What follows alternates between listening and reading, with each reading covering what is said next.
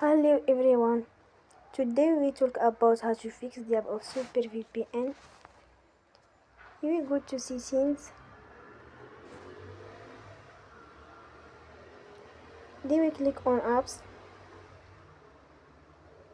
After that you will search the app SuperVpn and you will click.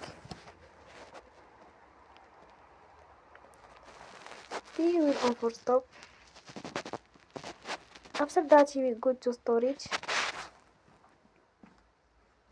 Then we click on clear cache. In the end, turn off your phone and you will restart your phone again.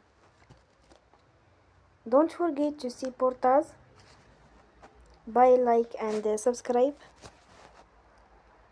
See you next time and thank you for attention.